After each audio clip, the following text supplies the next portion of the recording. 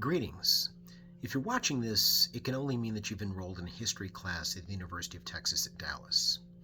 My name is Dr. Ryan Pettengill, and I'll be your instructor for the semester.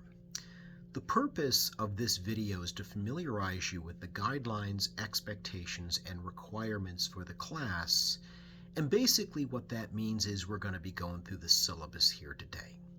So what I'd like you to do, if you haven't done this already, is to go ahead, put me on pause. I won't go anywhere. Put me on pause. Download yourself a copy of the syllabus. Now you can do this by going into Blackboard, clicking on the Start Here button. Click on Start Here, and the syllabus, the course syllabus, should be the first thing that pops up at you. So you can download a copy right there. What I like to do in classes like this, especially at the beginning of the semester, is to explain how you, the student, communicates with me, the professor. The best, easiest, fastest way to get a hold of me, if you've got a question or there's something I need to know about, it's through email. You're looking at that email address there at the top of that syllabus, and generally speaking, if you're able to get me a message Monday through Thursday before 3 p.m., there's a good chance that I'll respond on the same day. If it's after 3 or if it's on the weekend, it'll be a little bit slower, but I take a lot of pride in getting back to all questions in a timely fashion. I'm going to hold my office hours before class begins on Tuesday and Thursday. So from 4 to 5 p.m. in the Johnson Building, I will be holding office hours. Now, you can come by anytime that you'd like during those allotted times, and we can discuss whatever we need to discuss. But if those times are not going to work for you, and you do want to meet with me in person, just let me know what will work, and I'll try my best to arrange a time that's convenient for both of us. History 1301 is the first half of the U.S. History Survey. And basically what that means is it's American history from before 1492, the year that Christopher Columbus sailed the Atlantic Ocean and bumped into what everybody thought of as the New World. It wasn't all that new to the people that had been living here for the better part of 10,000 years. Anyway, we'll begin our conversation with these pre-Columbian Native American societies, and we'll run all the way through the year 1877. Now, unless you happen to be a history enthusiast, the year 1877 probably doesn't mean a whole lot to you right now. And even though I wouldn't consider myself much of a dates and sort of timeline guy, the year 1877 will be very, very meaningful to you by the time that the end of the semester rolls around. In this time frame, we're going to talk about all the usual suspects. You can't have a class like this and not talk about George Washington, or Thomas Jefferson, or Abraham Lincoln. You just simply can't. But we're also going to be discussing the people that don't always make their way into history textbooks. People like Frederick Douglass, an enslaved man that managed to escape from his plantation, and he landed in the anti-slavery capital of the United States, Boston, Massachusetts, and he took pen to paper writing his autobiography, My Bondage and My Freedom. Frederick Douglass is probably the most important person in what comes to be known as the abolition movement. So while we'll talk about great military commanders and great American politicians, we're also going to delve deep into topics that include, but are not limited to, the role that people like Frederick Douglass played in American history. We'll also talk about Anne Hutchinson, a colonial woman that, of all things, managed to get herself into trouble by conducting what we would now call Bible study.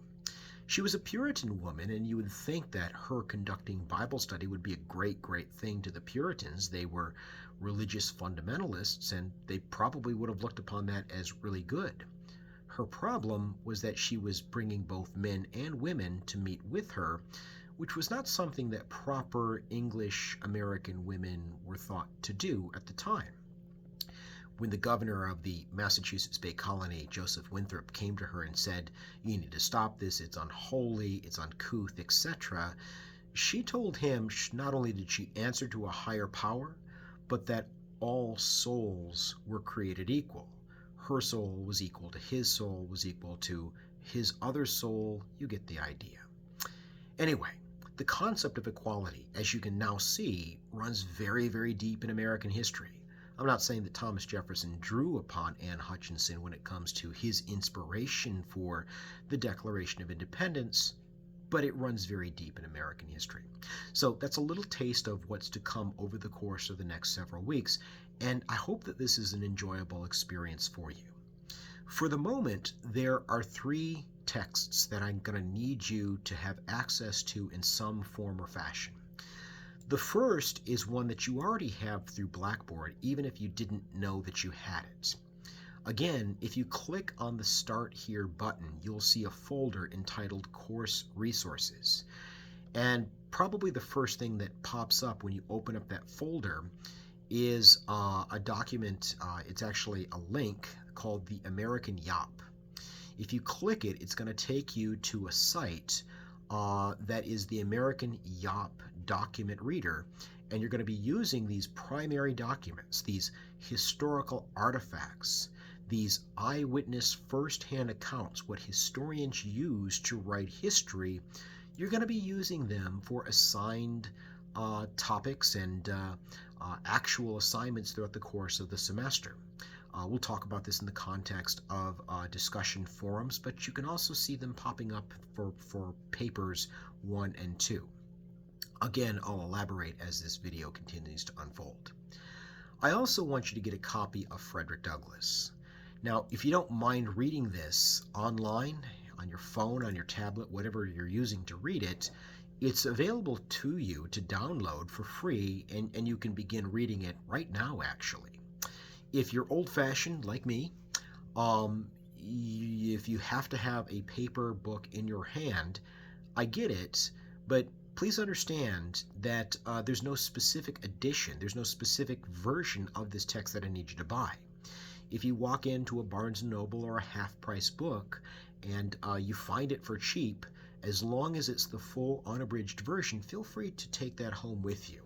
I got a copy for myself for $5 from Half Price Books in Plano, so cheaper is better.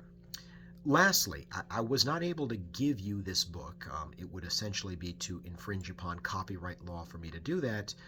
The good news here, though, is that it's cheap. Sam Patch, The Famous Jumper, is a book by Paul E. Johnson, and it's available at a number of different locations. You might have a little bit more trouble finding it at a place like Barnes & Noble, but you can find it on Amazon and other online sites. It also is available in an e-reader, so if you prefer to go down that route, please, by all means, that is perfectly okay. I want to move on and talk a bit about the course policies for the semester.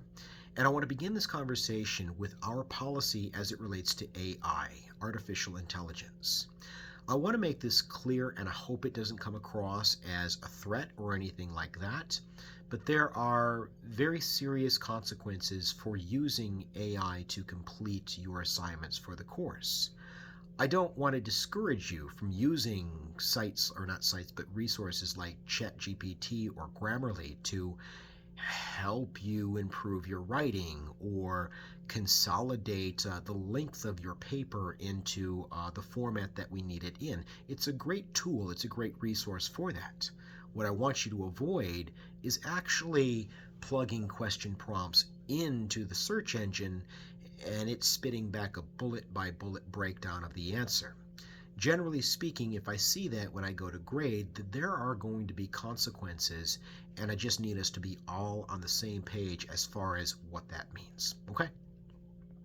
Aside from that, there is going to be a drop date. If you scroll down, you will see what I'm talking about. Please understand, if you are considered dropping this course, there are consequences for that. So before you do anything, before you pull a trigger of any variety, I would highly encourage you to go over to your advisor and have a conversation as far as that goes. Next, and certainly the question that I would be asking myself if I were taking this class like you are, how do I walk out of this class with the best possible grade by putting the least amount of work into it? And the answer is there's a lot of different ways that you can work smarter, not necessarily harder. The first thing that you can do is you can come to class regularly. Attendance will be taken at every class. A sign-in sheet will go around. All it is an alphabetized roster. Sign, print your name next to where you see it in the roster, and that lets me know that you were there. You were in attendance. Um, Attendance is only part of the grade that I refer to as participation. The other half of that is completing these well, maybe not weekly, but they're almost every week discussion forums. If you click on the discussions button of Blackboard, you'll see what I'm talking about. As a matter of fact, you'll see 10 preloaded discussion forum prompts.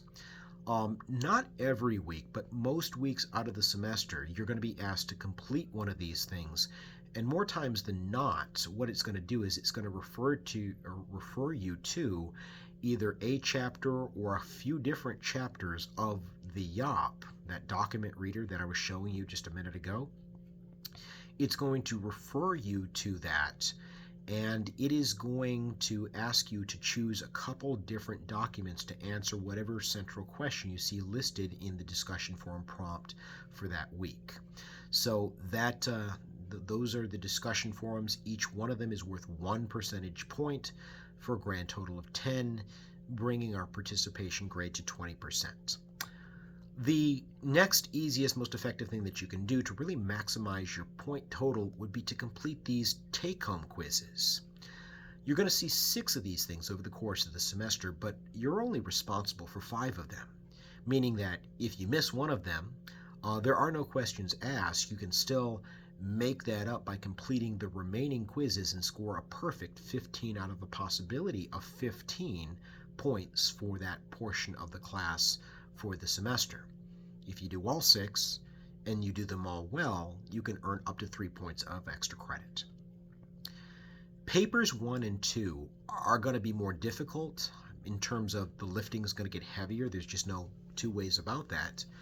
The good news is there's a lot of resources that are available to you in Blackboard that will help you break these questions down. But part of the reason that the Frederick Douglass and Sam Patch books are so important is that they're going to be the basis for papers 1 and 2, meaning that if you haven't read Douglass, if you have no familiarity with what's going on in My Bondage and My Freedom, it's going to be pretty tough to do well on paper 1 because Frederick Douglass is the basis for the question in paper 1. Each paper is going to be 2 to 3 pages in length. I think the big challenge here is going to be not exceeding the 3-page maximum, not how do I fill up 2 pages of text. Double space, normal 1-inch font, 12-point font is what you need to use along with a 1-inch margin. And I'll elaborate on these guidelines, expectations, and requirements for the papers as the due date approaches. Each paper is worth 10 percentage points of your cumulative grade, bringing the paper total for the semester to 20 percentage points. Aside from the papers, there is one midterm exam, there is one final exam. Both the midterm and the final consist of a combination of multiple choice questions, short written response questions that you'll answer in 2 to 3 sentences, as well as a long answer essay. Again, there are tools available to you in Blackboard that will help you generate some food for thought, and I'll give you a better idea as to not only what to expect, but also ways that you might consider preparing for this element of the class. But that's it, guys. As you can see, it's a straight 100-point scale. If you scroll down a little bit further in the syllabus, you'll see my grade scale breakdown. I need you to understand that when and where I'm able to round up, if I've got somebody, right on the bubble, and they've been coming to class regularly, they've been doing what we ask them to do, naturally I round up. I need you to understand that close enough is not, in fact, good enough, which is why I want to encourage you right now. I wanted to encourage you to check in regularly to the Grade Center of Blackboard. One of the things that I think that all my better students have historically had in common is they all do a pretty good job of not only checking when some assignment is due in Blackboard, but how they're doing, like how many points they've racked up, exactly they need to do on the final exam to walk out of this class with a grade that they're highly satisfied with. There is a course calendar that's available to you in the syllabus. I encourage you to look at that fairly regularly. If this was me and this is me taking this class, I would check in on a week-by-week basis. Every Monday or Tuesday, maybe just take a quick look either in Blackboard or the course calendar element of the syllabus, and you'll see dates, you'll see deadlines, you'll see reading assignments and when you need to have those assignments due. So this really does need to be your Bible for the next several weeks, because it will tell you exactly what you have to have and when you have to have it done. Okay? There are a few more institutional policies that I'd like you to familiarize yourself with, but I'm going to allow you to do that reading on your own time. For the moment, everybody, I'm looking forward to a productive semester. I'm looking forward to getting to know you, and I will see you again very, very soon. Good luck, everybody.